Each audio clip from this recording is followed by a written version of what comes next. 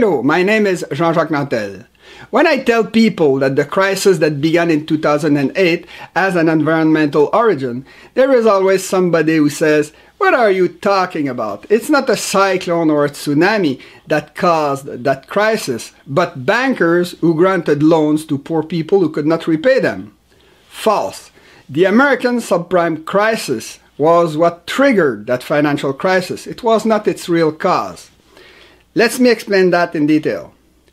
In the real world, bankers and the rest of our superior classes sit on top of a social pyramid that rests on top of a much larger living pyramid. In other words, our superior classes are super predators who prey upon 7.5 billion humans who are themselves the predators of all the plants and animals of the living kingdom. And don't make any mistake, the predatory system I'm talking about exists in the natural world, where carnivores like tigers, lions, or eagles devour herbivores that feed on plants, etc.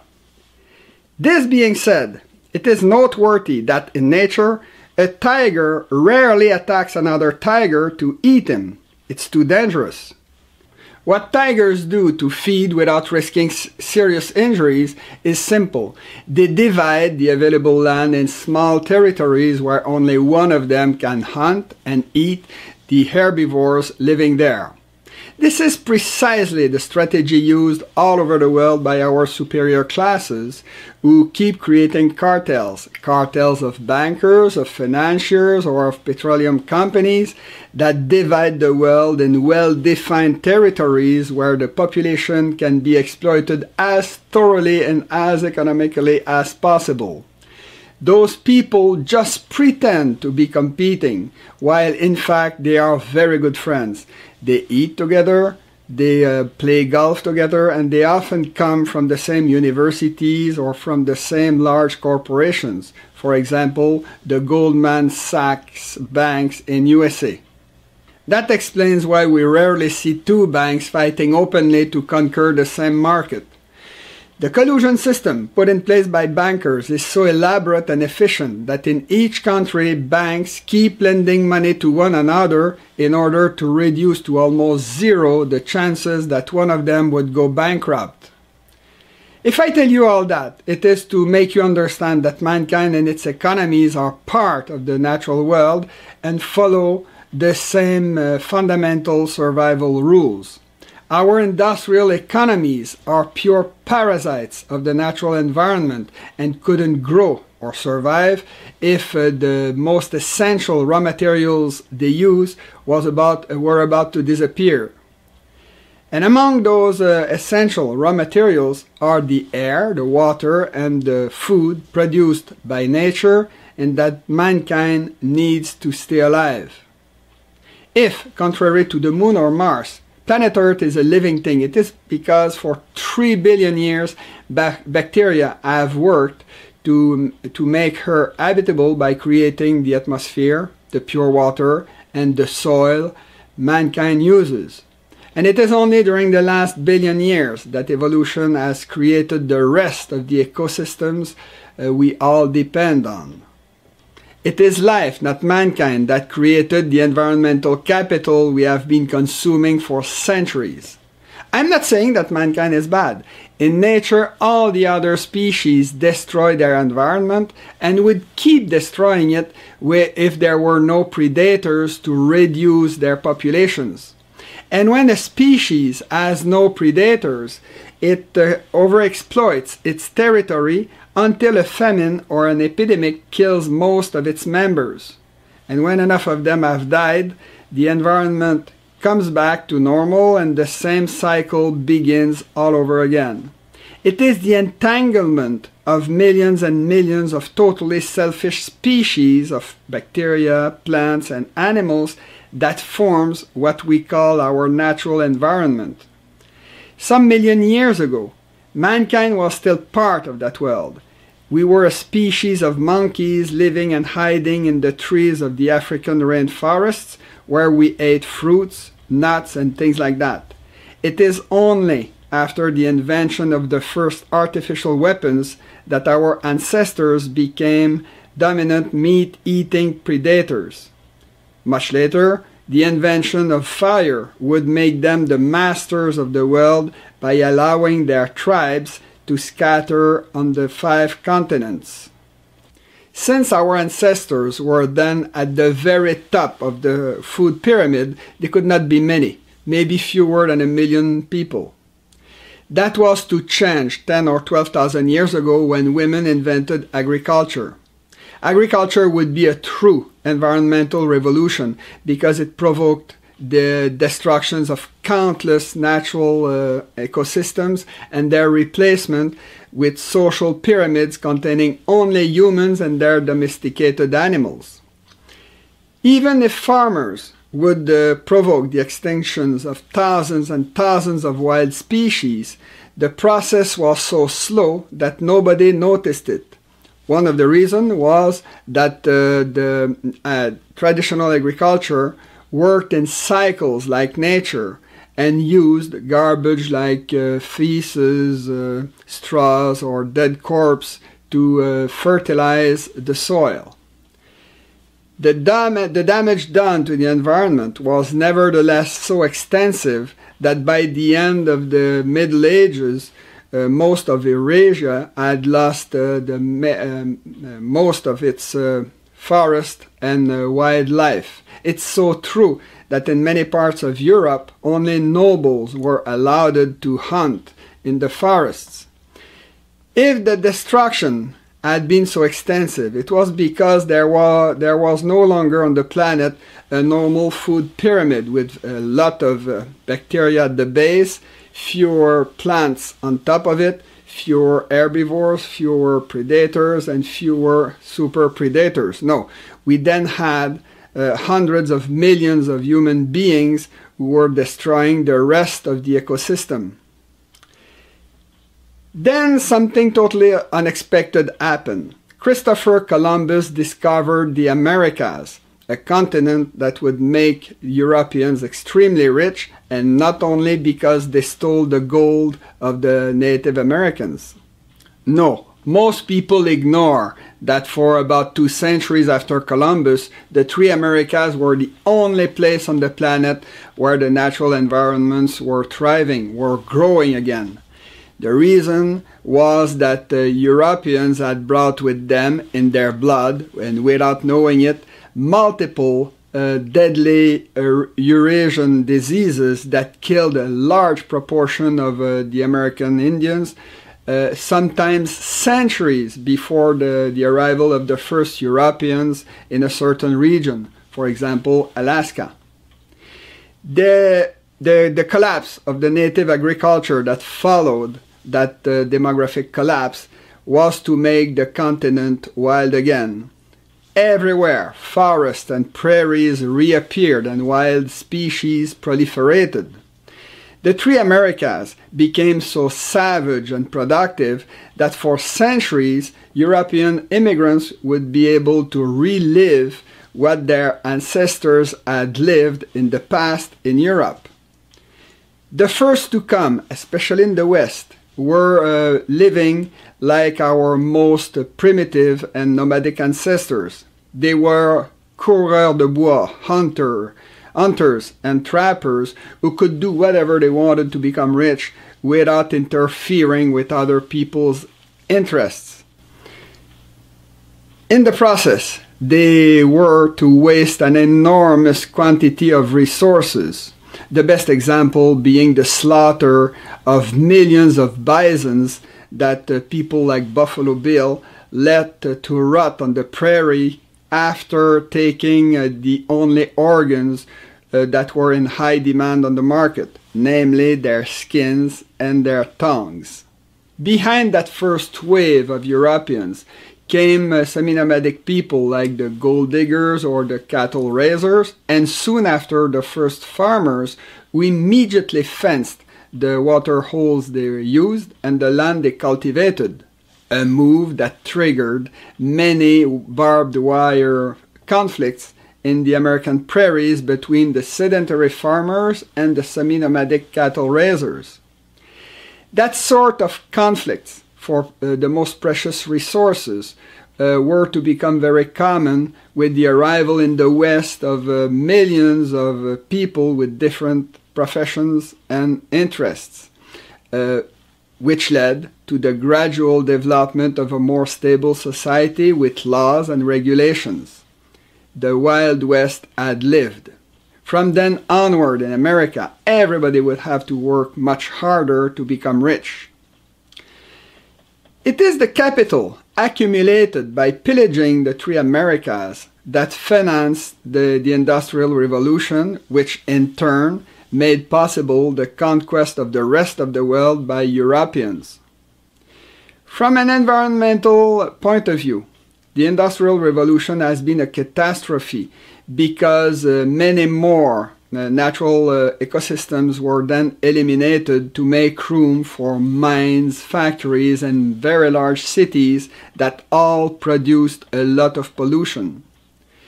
The industrialization of agriculture would make the situation even worse by poisoning the air, the soil, and the water with toxic fertilizers, pesticides, and a little later, artificial antibiotics.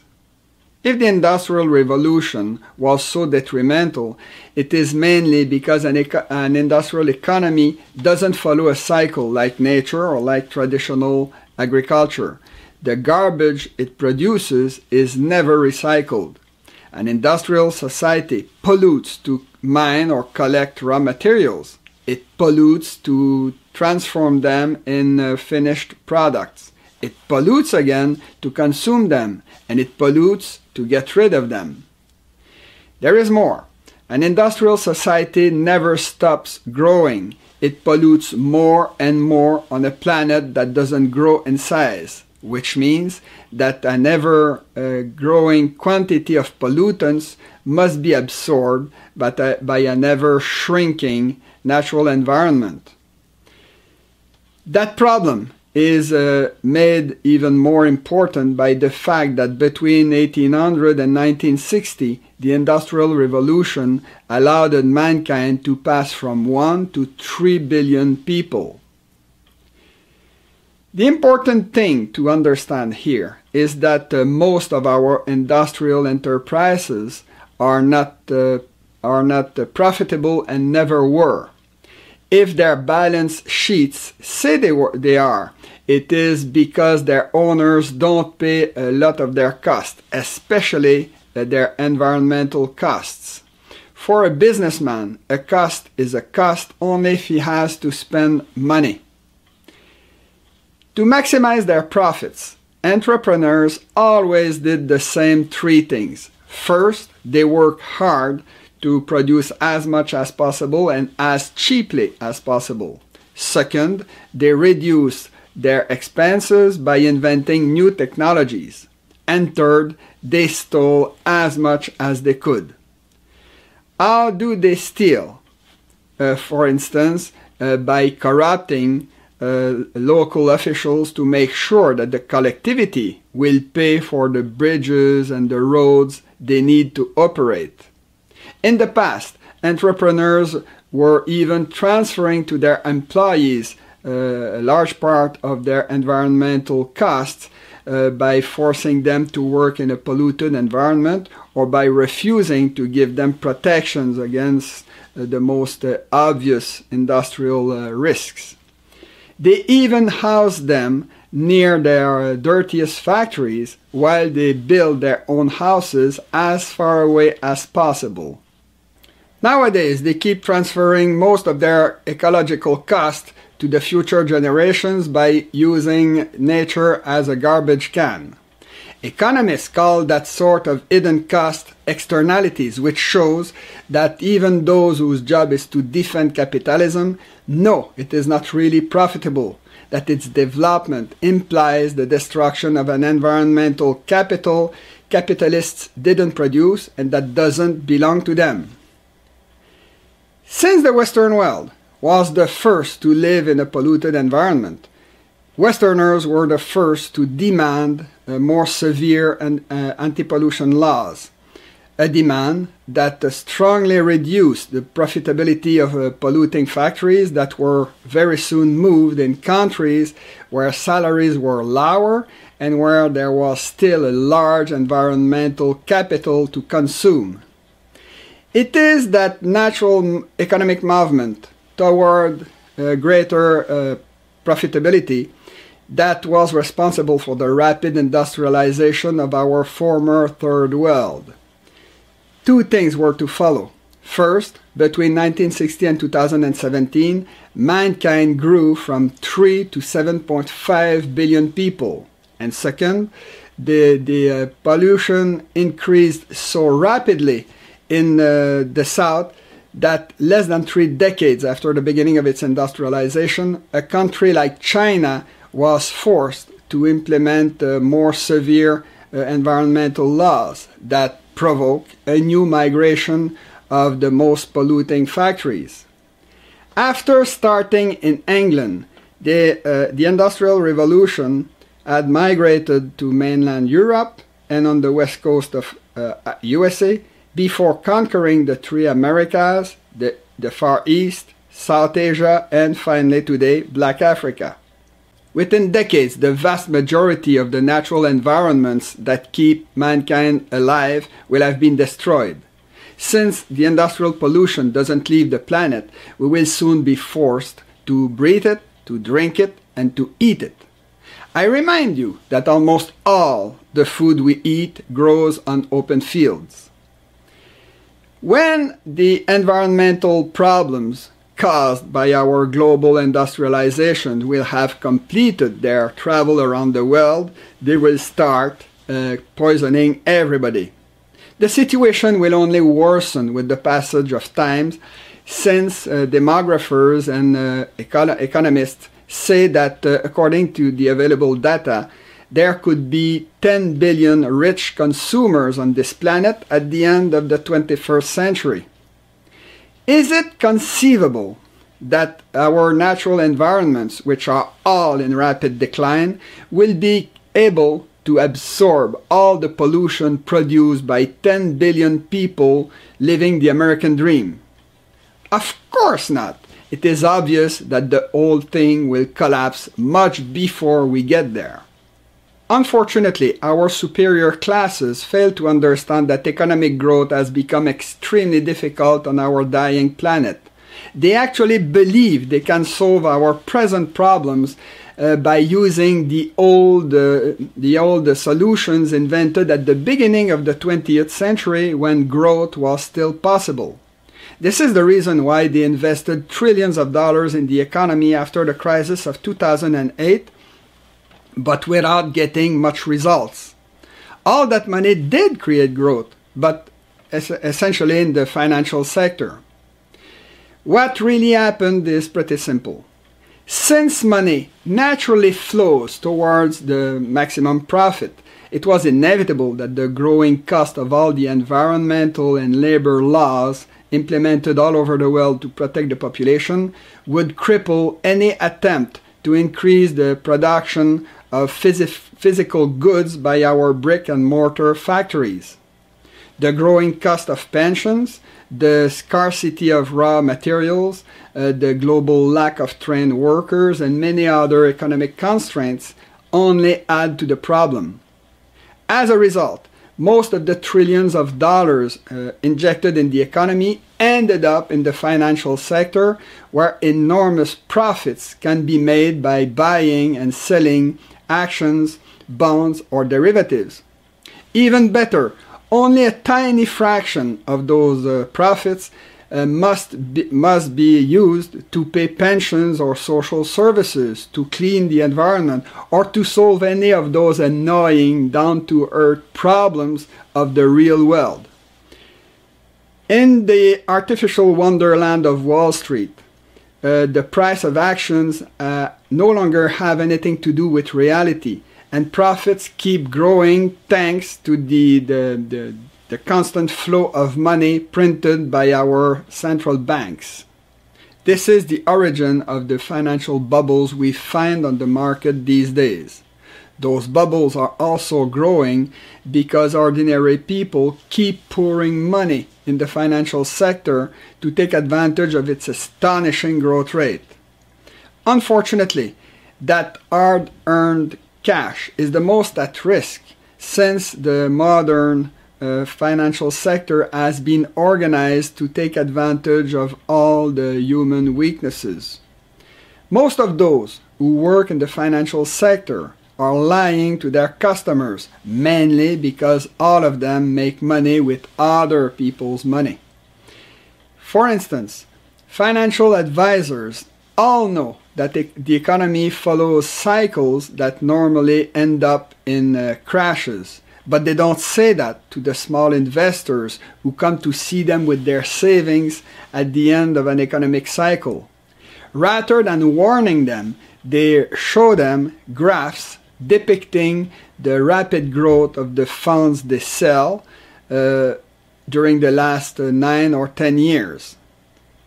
Here are some examples of the financial bubbles I'm talking about. At the world level, the total debt, public and private, has reached 325% of the world GDP in 2016. In 2015, the total debt in USA had reached 332% of the national GDP.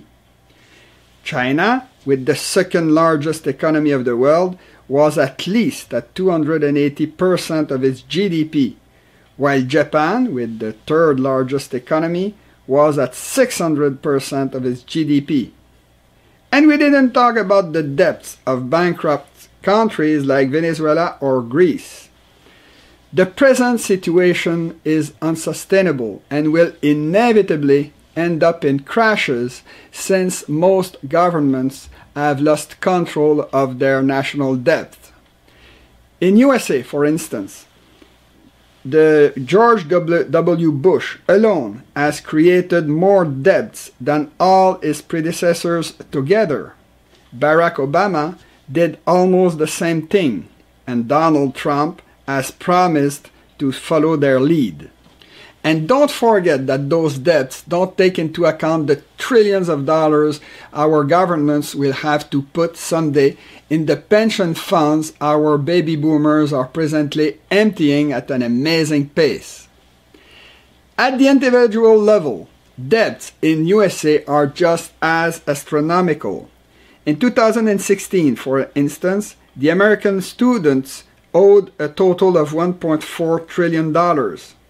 The unpaid auto loans reached $1.1 trillion, and the total of unpaid credit card debts was at $917 billion.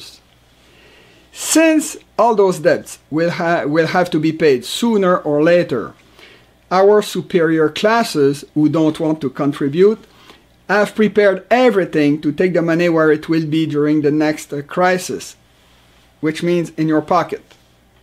They plan to do that by lowering your standard of living, essentially by hiking the inflation rate. As I explained in my last video, inflation, at least in a normal situation, is man-made. It's not even produced by the government, but by the private, unelected bankers who sit on the board of directors of the central bank. Inflation is a theft. It's a disguised tax a central bank imposes on a population.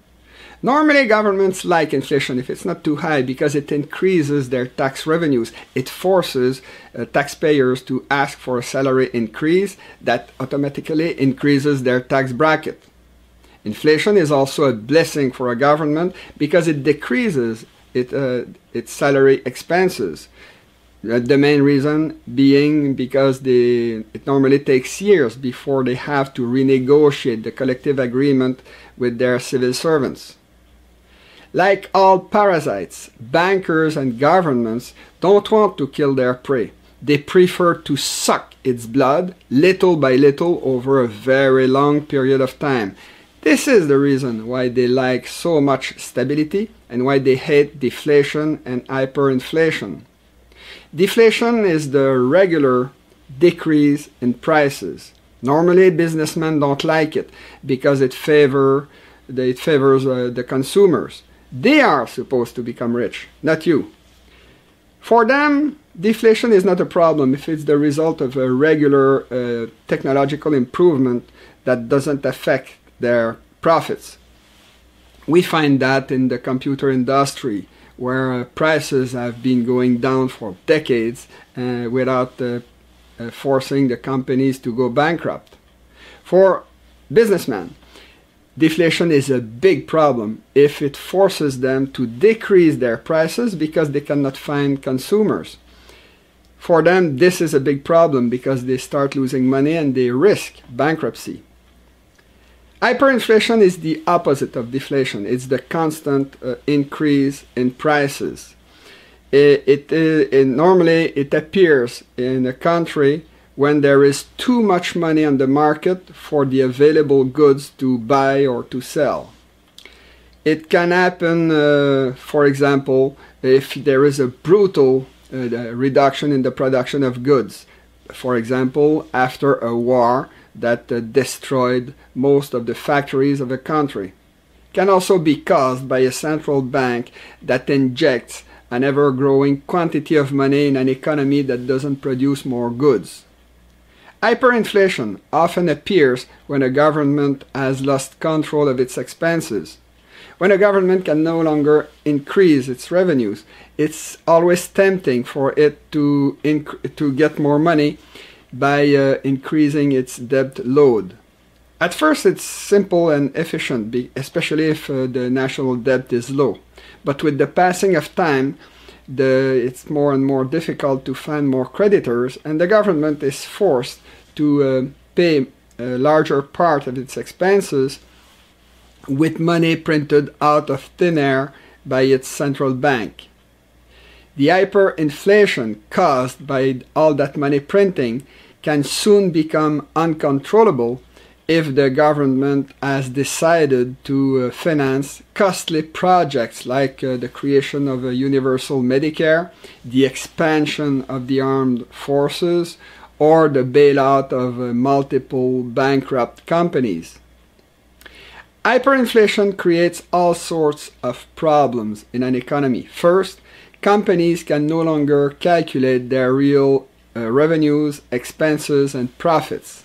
Second, the ever-increasing prices of their products make them unaffordable for many customers whose salaries and pensions are constantly losing their value. Third, the low sales force companies to lay off workers who immediately join the ranks of those who cannot buy things. When that happens, it becomes almost impossible to restart the economy without any foreign help because nobody trusts the currency anymore. Nobody at home or abroad accepts to exchange valuable goods for worthless paper money. When they finally realize they have lost control of the economy, governments often take measures that impoverish the population even more. For instance, to feed their urban population, they sometimes confiscate the wheat produced by farmers, or they impose maximum selling prices for essential goods like bread or cooking oil. Two anti-economic measures that quickly empty the shelves in the supermarkets.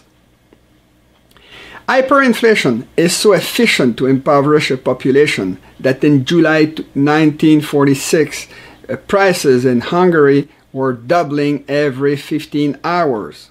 The money was losing its value so fast that the government ceased to collect taxes. It wasn't worth the effort.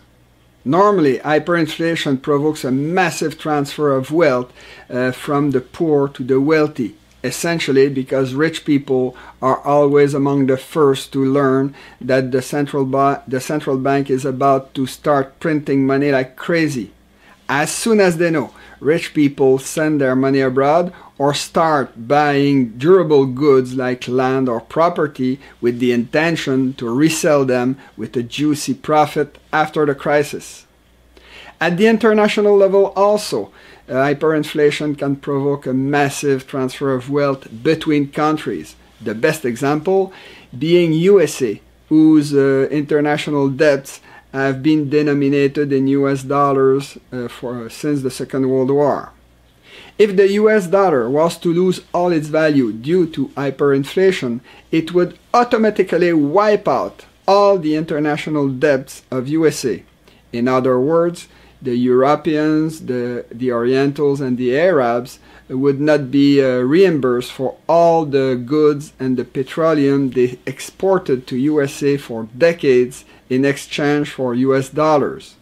This is the reason why John Connally, the former US Secretary of the Treasury, once declared, "The dollar is our currency, but your problem." What can we do to protect our belongings if there is a new major financial crisis? At the national level, Iceland showed us what to do in 2008 when it refused to pay the international debts of its banks. In such a tiny country where leaders cannot hide or flee, a furious population forced the government to take control of the financial system and to separate the internal and the external debts of the country. The internal debts were maintained and the exterior debts were simply eliminated, nullified. And you know what? Even if Iceland took years to recover economically, it quickly found new international lenders. Why? Because the country was, again, a very good risk. It didn't have any debts. And second, because the financiers who lend money to Iceland understood that if Icelanders had refused to pay those debts, it was because they hadn't signed for it, and second, because it was impossible to do so. Greece did exactly the opposite. It tried to honor its international debts with the results that its economy has been crippled probably for decades. All over the world, financiers are afraid of the bad example given by Iceland. They also fear that any new major financial crisis could trigger revolts or revolutions, because they know that when there is a revolution, poor people often try to get rid of their debts by burning the documents they signed, the banks that contain them, and sometimes the bankers themselves. For an individual, refusing to pay his debts is never an option, because in each country you have laws, judges, bailiffs, and policemen who will kick you out of your house if you don't pay what you owe. It happened to millions of Americans during the subprime crisis of 2008. For an individual, the only workable solution to survive economically to the next crisis is to do the opposite of what the financial community trained you to do since your childhood. Don't trust them or the governments. Pay your debts. Reduce your unnecessary expenses. Stop wasting and start saving. Don't keep too much cash with you. And store many years of the non-perishable goods you use when you see them on sale, etc. And if you still have enough money, do what the rich do. Get rid of your cash and buy things that don't lose value during a crisis. The big secret here is always to be among the first to panic.